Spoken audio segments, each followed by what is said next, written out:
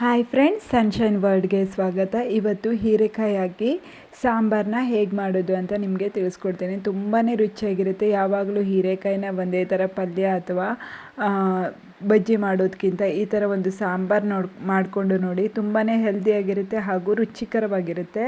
White ರೈಸ್ಗಂತೂ super combination ಆಗಿರುತ್ತೆ. ಇಲ್ಲಿ ನಾನು 1 ಹಿಡಿ ಆಗುವಷ್ಟು ಹೆಸರು ಬೇಳೆನ ತಗೊಂಡಿದ್ದೀನಿ. ಇಲ್ಲಿ 4 ರಿಂದ 5 ಬೆಳ್ಳುಳ್ಳಿ ಹೆಸರು ಹಾಗೂ 1 ಟೊಮೆಟೊ, 1 ಈರುಳ್ಳಿ ಹಾಗೂ ಕಟ್ ಮಾಡಿ ಇಟ್ಕೊಂಡಂಥ ಹೀರೆಕಾಯಿನ ನಾನು ಹಾಕ್ಕೊಂಡಿದ್ದೀನಿ. ಹೀರೆಕಾಯಿ ಸಿಪ್ಪೆನೆಲ್ಲ ತೆಗೆದು ಚಿಕ್ಕದಾಗಿ ಕಟ್ ಮಾಡಿ ಇಟ್ಕೊಂಡಿದ್ದೀನಿ. ಇದರಲ್ಲಿ 2 ಹೀರೆಕಾಯಿ ಇದೆ, ಚಿಕ್ಕದು 2 ಹೀರೆಕಾಯಿ ಇದೆ. 2 ಹೀರೆಕಾಯಿಗೆ 1 ಮುಷ್ಟಿ ಆಗುವಷ್ಟು ನಾನು ಬೇಳೆನ ತಗೊಂಡಿದ್ದೀನಿ. ಅಂದರೆ 1/4 ಕಪ್ ಆಗುವಷ್ಟು ಬೇಳೆನ ತಗೊಂಡಿದ್ದೀನಿ. ಇದಕ್ಕೆ 2 ರಿಂದ 3 ಲೋಟ ಆಗುವಷ್ಟು ನೀರನ್ನು ಸೇರಿಸ್ಕೊಂಡಿದ್ದೀನಿ.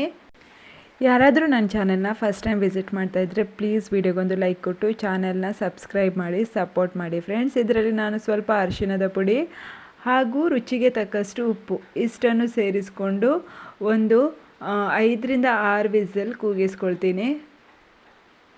ಕಲ್ಲುಪ್ಪನ್ನೇ ಯೂಸ್ ಮಾಡ್ಕೊಳ್ತಾ ಇದ್ದೀನಿ ನಾನು ಜಾಸ್ತಿಯಾಗಿ ಕಲ್ಲುಪ್ಪನ್ನೇ ಯೂಸ್ ಮಾಡ್ಕೊಳ್ಳೋದು. ಈ ರಿಫೈನ್ಡ್ ಸಾಲ್ಟ್ ಅಥವಾ ರಿಫೈನ್ಡ್ ಉಪ್ಪು ಯೂಸ್ ಮಾಡೋದಕ್ಕಿಂತ ಈ ಥರ ನೀವು ನ್ಯಾಚುರಲ್ಲಾಗಿ ಸಿಗುವಂಥ ಕಲ್ಲುಪ್ಪನ್ನು ಸೇರಿಸ್ಕೊಂಡ್ರೆ ಹೆಲ್ತಿಗೂ ಕೂಡ ತುಂಬ ಬೆನಿಫಿಟ್ಸ್ ಇರುತ್ತೆ. ಇವಾಗ ನಾನು 5 ರಿಂದ 6 ವಿಸಿಲ್ ಕೂಗಿಸ್ಕೊಂಡು ಕುಕ್ಕರ್ ತಣ್ಣಗಾದ್ಮೇಲೆ ಚೆಕ್ ಮಾಡ್ತಾ ಇದ್ದೀನಿ.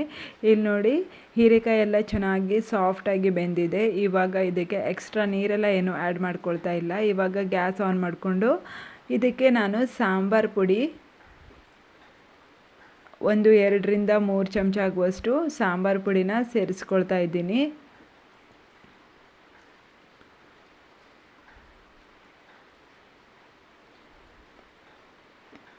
ಇದಕ್ಕೆ ಸ್ವಲ್ಪ ನಾನು ಅಚ್ಕಾರದ ಪುಡಿನ ಕೂಡ ಸೇರಿಸ್ಕೊಳ್ತಾ ಇದ್ದೀನಿ. ಈ ಖಾರದ ಪುಡಿ ತುಂಬ ಏನು ಖಾರ ಇರೋದಿಲ್ಲ. ಇದು ಕಾಶ್ಮೀರಿ ರೆಡ್ ಚಿಲ್ಲಿ ಪೌಡರ್, ಅದಕ್ಕೋಸ್ಕರ ಇದು ಅಷ್ಟೇನು ಖಾರ ಇರೋದಿಲ್ಲ. ರುಚಿಗೆ ಉಪ್ಪೆಲ್ಲ ನೋಡಿಕೊಂಡು ಚೆಕ್ ಮಾಡ್ಕೊಳ್ತಾ ಇದ್ದೀನಿ.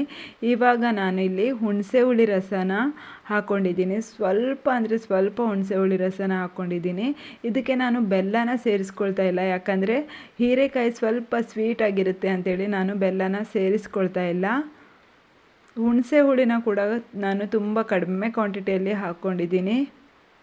ಇವಾಗ ಚೆನ್ನಾಗಿ ಕುದಿ ಬಂದಮೇಲೆ ಇದಕ್ಕೆ ಒಗ್ಗರಣೆನ ಹಾಕ್ಕೊಳ್ತಾ ಇದ್ದೀನಿ.